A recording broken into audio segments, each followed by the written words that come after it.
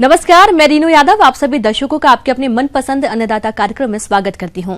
झारखंड सहित बिहार के बहुत से किसान खरीफ में धान की खेती करते हैं और इसके लिए वे धान की नर्सरी तैयार करते हैं, लेकिन सही जानकारी के अभाव में सही पौध तैयार नहीं हो पाती है, जिससे किसानों को नुकसान भी उठाना पड़ता है। और ऐसे में धान की स्वस्थ पौध तैयार करने के लिए आप नर्सरी की तैयारी कैसे करें, इसके बारे में बता रहे हैं विषय विशेषज्ञ शिव कुमार से। किसान भाई, जैसा कि हम सभी जानते हैं कि हमारे जो जगह है बिहार में मुख्यतः धान और गेहूं की खेती को मुख्य आधार माना गया है। किसान भाई, अभी जो समय चल रहा है धान की नर्सरी हम अगर तैयार करेंगे तो स्वस्थ नर्सरी हम कैसे तैयार करेंगे, इसके बारे में किसान भाई आज हम आपको बताने जा रहे हैं। किसान भाई देखें कि स्वस्थ नर्सरी तैयार करने के लिए हमें सर्वप्रथम जो है स्वस्थ बीज का भी होना ज़रूरी है। जब तक हमारा बीज अच्छा नहीं रहेगा तब तक जो है हमारा खेती सही से होगा नहीं और हमारी जो फसल का पैदावार है, फसल की जो उपज है वो अच्छा नहीं होगा। तो हमें जो है नर्सरी तैयार करने से पहले बीज का चयन किस प्रकार हम करेंगे ताकि हमारा उपज और अच्छा हो।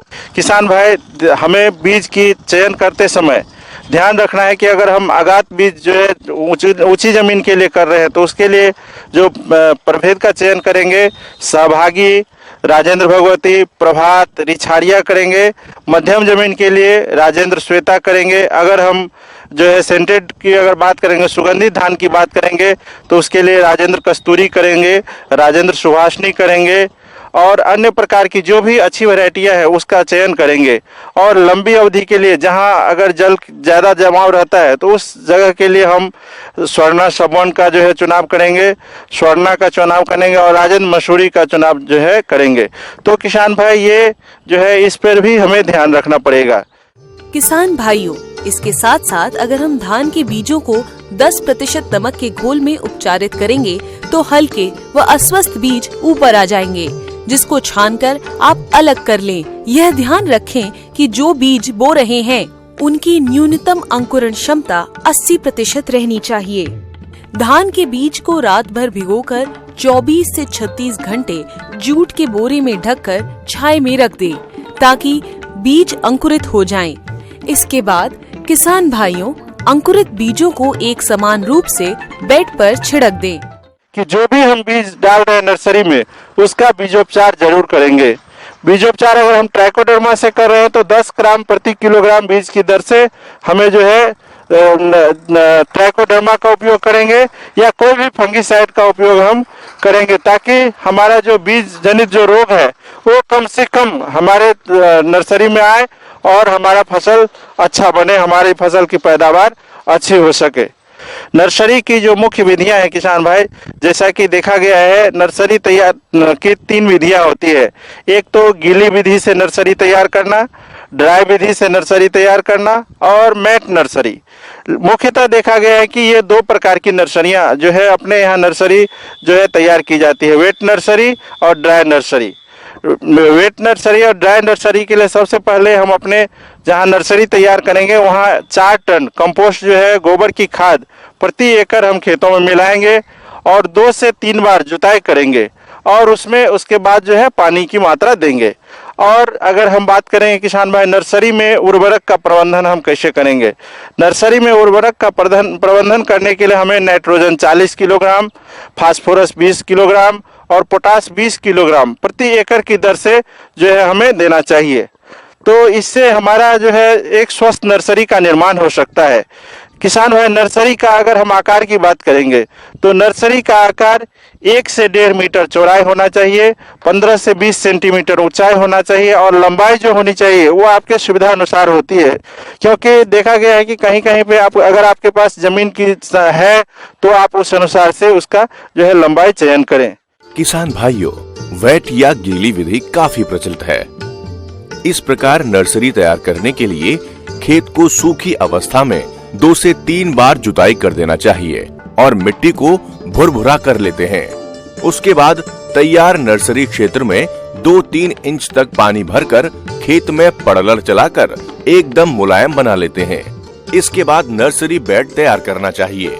यदि आप प्रति एकड़ खेत की रोपाई करना चाहते हैं तो आपको 400 वर्ग मीटर क्षेत्रफल में नर्सरी बेड तैयार करें। किसान भाई, खरपतवार नियंत्रण के लिए जो है इसमें अगर मजदूर से हम करते हैं तो बीच बीच में समय समय पर अगर खरपतवार की वृद्धि होती है तो उसे जो है हटा दें, मजदूर से हटवा दें। और अगर धान की जो नर्सरी है अगर घनी है तो उसको भी हमें जो है कम करना चाहिए, जिससे ताकि हमारा जो है नर्सरी अच्छा और स्वस्थ नर्सरी तैयार हो। और इसके लिए हम जो है उसमें बीज जब बोते हैं तो तैयार होकर के हमें अच्छा नर्सरी तैयार होगा, क्योंकि नर्सरी अगर अच्छा होगा तभी हमारा जो है बीज अच्छा बनेगा। किसान भाइयों, केंचुओं को कृषकों का मित्र कहा जाता है और ये केंचुए पोषण तत्वों से भरपूर उत्तम जैव खाद का निर्माण करते हैं। जी हाँ, खेतीबाड़ी के क्षेत्र में देखा जाए तो आज वर्मी कंपोस्ट से बेहतर और कोई दूसरी खाद नहीं है। ये न केवल काफी सस्ती खाद है बल्कि किसान इसे स्वयं आसानी से तैयार कर सकते हैं। बस जरूरत है किसान प्रशिक्षण लेकर इसे बनाने की शुरुआत करें और समय समय पर इसकी सही देखरेख करते रहें। तो चलिए वर्मी कंपोस्ट बनाने की सही तकनीक पर जानकारी लेते हैं बिहार कृषि महाविद्यालय सबौर जिला भागलपुर के कृषि वैज्ञानिक डॉक्टर शंभू प्रसाद से। वर्मी कंपोस्ट बनाने की जो विधि है वो बहुत ही आसान है और कम से कम खर्च से भी इसको बनाया जा सकता है।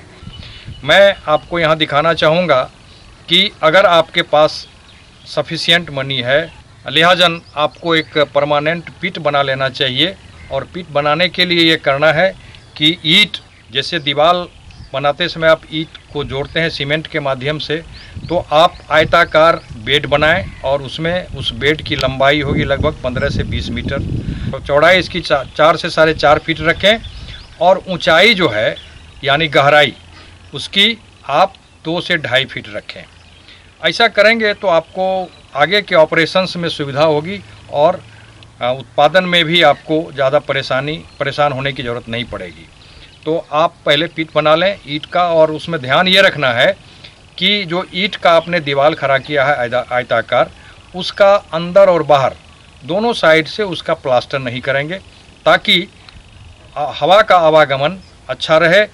लेकिन जो सतह है, निचली सतह है, उसको प्लास्टर कर दें और पानी निकलने के लिए आपको निकास की भी व्यवस्था करनी है। और उसमें आप जहाँ ढाल है वहाँ आप छिद्र के माध्यम से एक प्लास्टिक की छोटी सी ट्यूब लगा दें ताकि उस टंकी का सारा पानी बाहर निकल जाए जो सतह पर जमा हो चुका है और सतह के नीचे बिल्कुल पानी जमा नहीं रहे। केंचुओं का चयन। वर्मी कंपोस्टिंग में केंचुओं की उन प्रजातियों का चयन किया जाता है जिनमें प्रजनन व वृद्धि दर तीव्र होती है, बदलते मौसम में तापमान के उतार चढ़ाव को सहने की क्षमता हो और कार्बनिक पदार्थों को शीघ्रता से कंपोस्ट में परिवर्तन करने की क्षमता हो, उन्हीं केंचुओं की प्रजातियों का चयन करना चाहिए। केंचुओं की उन्नत प्रजातियां इस प्रकार से हैं: आइसीनिया फोटिया, यूडिलिस यूजेनी तथा पेरियोनिक्स एस्केवेट्स वर्मी कंपोस्टिंग के लिए उपयोगी पाए गए हैं। अब इसमें आप कंपोस्ट बनाने के लिए सामग्रियों को कैसे डालेंगे, उसके लिए ज़रूरी है कि सबसे पहले आपने जो पीट बनाया है उस पीट की निचली सतह पर 1.5 से 2 इंच मोटाई में आप वैसे चीज़ों को डाल दें, वैसे कचरों को डालें जो आसानी से सड़ने वाला हो, मुलायम हो और आसानी से सड़ने वाला हो, या अधसरा कोई सेमी डिकम्पोज कोई मटेरियल्स हो, उसका आप 2 से 2.5 इंच लेयर लगा दें। इसके लिए आप केले का थंब, जलकुंभी या मुलायम सड़ने वाले जो साग हैं उसको भी आप छोटे छोटे टुकड़ों में काट करके आप निचली सतह पर बिछा दें। ये नीचे की लेयर होगी। अब उसके ऊपर गोबर और कचरे का मिश्रण डालना है। गोबर में आप ताज़ा गोबर नहीं डालेंगे, गोबर कम से कम 15 से 20 दिन पुराना होना चाहिए। इसके बाद आप क्या करें कि 1 क्यूबिक मीटर में 1 घन मीटर, मतलब जो आपकी ये ऊंचाई है टंकी की लंबाई है, तो 1 घन मीटर में आप कम से कम 350 से 400 की संख्या में आप केचुआ डालें। आप देखेंगे कि जैसे ही आपने केचुआ को आप डाला है गोबर और कचरे के मिक्सचर पर, तत्क्षण थोड़ी ही देर में, मतलब सेकंड में 5 से 10 सेकंड में सारा केचुआ गोबर के नीचे चला जाएगा। रोशनी इसको पसंद नहीं है, इसको अंधेरा पसंद है। कि आपका जो टंकी है या पिट आपने जो बनाया है उसको आप धूप और छाया, धूप से बचाएं, छाया की व्यवस्था करें, धूप और वर्षा से इसको बचाना है। टंकी में डाल दिया और सारा केचुआ नीचे चला गया, तब उसको आपको कवर कर देना है। जो जूट वाली बोरी होती है उस बोरी से ढक करके आप उसको कवर कर दें और फव्वारा से बोरी पर इतना पानी डालें कि बोरी भीग जाए। गर्मी के दिनों में ये क्या करना है कि बोरी को आपको कम से कम सुबह शाम 2 बार भिगोना है, ताकि गोबर और कचरे का जो मिक्सचर है उसका तापक्रम नियंत्रित रहे। लेकिन यहाँ मैं एक चीज़ और बताना चाहूँगा कि आप 10 दिन में जो आप उलट पुलट करेंगे तो आप कोशिश ये करेंगे कि किनारे का जो जितना भाग खा चुका है उसको आप हाथ की उंगलियों से समेट करके एक जगह जमा कर दें और उसको हटा लेंगे। हटा के आप दूसरे जगह ढेर बना लेंगे, ताकि वो जो खा चुका है मल वो फिर उसको खाएगा नहीं और वो खाद एक तरह से आपका तैयार हो गया है, तो उसको आप अलग रख लें। और ये प्रक्रिया को हर 8 से 10 दिनों में के बाद करनी है। तिलहनी फसलों में तिल की खेती हमारे प्रदेश के कम और मध्यम वर्षा वाले क्षेत्रों में प्रमुखता से की जाती है और जो किसान तिल की बुवाई करना चाहते हैं वे इसकी बुवाई कर सकते हैं। तो आप तिल की बुवाई करते समय किन किन बातों का ध्यान रखें ताकि आपको तिल की फसल से अधिक उपज मिल सके, इस बारे में उचित सुझाव दे रहे हैं डॉक्टर बहादुर सिंह।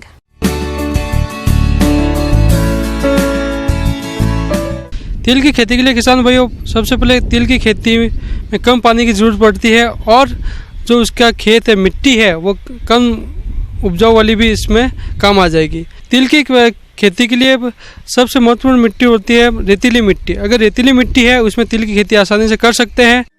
किसान भाइयों, वैसे तो तिल की कई प्रजातियां विकसित हैं, लेकिन तिल की अधिक पैदावार लेने के लिए आपको भूमि की किस्म एवं प्रक्षेत्र के अनुसार उन्नत किस्मों का चयन करना होगा। तो तिल की कौन कौन सी है उन्नत किस्में, आइए इस बारे में जानते हैं।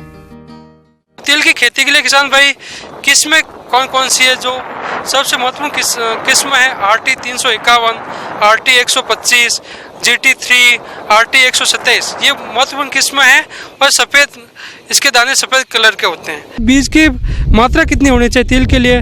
किसान भाई तिल का बीज छोटा होता है, इसके लिए बीज की मात्रा 3 किलो प्रति हेक्टेयर काम में लेना है। फसल की अच्छी बढ़वार हो और अधिक पैदावार मिले, इसके लिए संतुलित मात्रा में खाद और उर्वरकों का प्रयोग करना चाहिए। तो इसके लिए किसान कौन सा खाद व उर्वरक ले और इसका इस्तेमाल किस तरह से करें, इस बारे में जानते हैं। तिल की खेती के लिए खेत को किस प्रकार तैयार किया जाए? किसान भाई आपने गर्मी में जुताई करके रखी होगी। खेत को तैयार करने के लिए सबसे पहले अपन खेत को तैयार करने के लिए कल्टीवेटर से 2-3 बार कल्टीवेटर चला के उसको भुरभुरा कर दें। तिल का बीज छोटा होने के कारण उसमें ढेले नहीं होने चाहिए मिट्टी के, इसके लिए उसको बिल्कुल बारीक मिट्टी होनी चाहिए जिसके कारण उसका अच्छा अंकुरन हो सके। इसके बाद अगर आपके पास कल्टीवेटर के अलावा रोटावेटर है तो आप किसान भाई रोटावेटर चलाने से आपके जो कल्टीवेटर में 2 या 3 आप जो जुताई करोगे वो आपके बचाव हो जाएगा, आपके एक ही जुताई में काम हो जाएगा रोटावेटर से।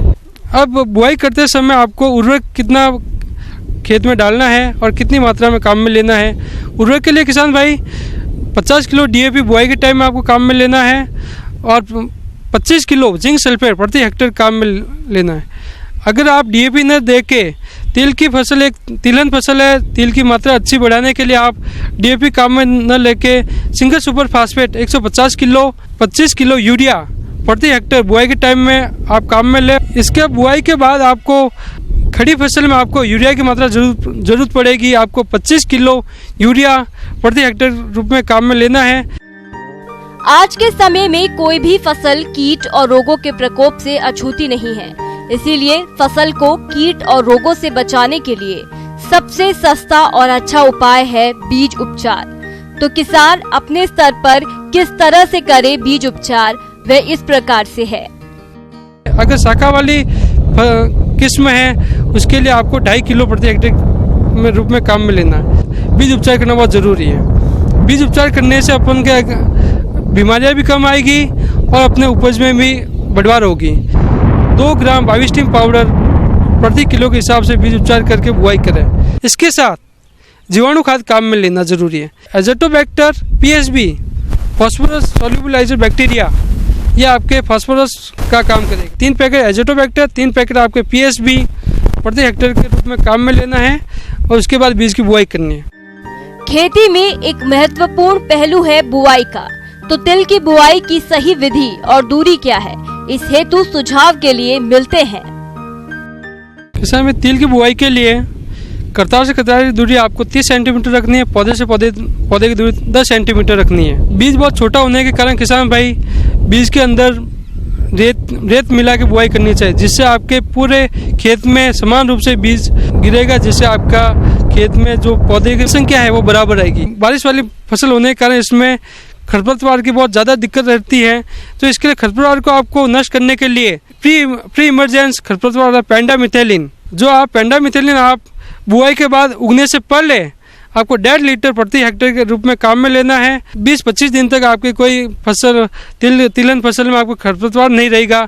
इसके बाद किसान भाई अब इसकी कटिंग कब करनी है, कटिंग बहुत ज़रूरी है। तिलहन फसल अगर अपने समय पर अगर आपने इसकी कटाई नहीं की तो सब बीज आपका गिर जाएगा।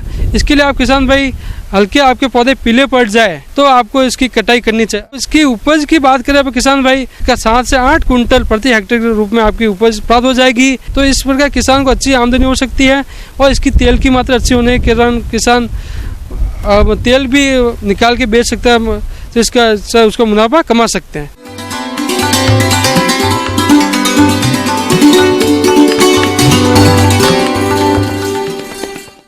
अन्नदाता हेल्पलाइन निःशुल्क फोन संपर्क सेवा के माध्यम से आपके द्वारा पूछे गए प्रश्नों में से 1 या 2 महत्वपूर्ण प्रश्न को हम अपने कार्यक्रम में शामिल करते हैं और इसी के तहत आज का चयनित प्रश्न और उसका जवाब इस प्रकार है।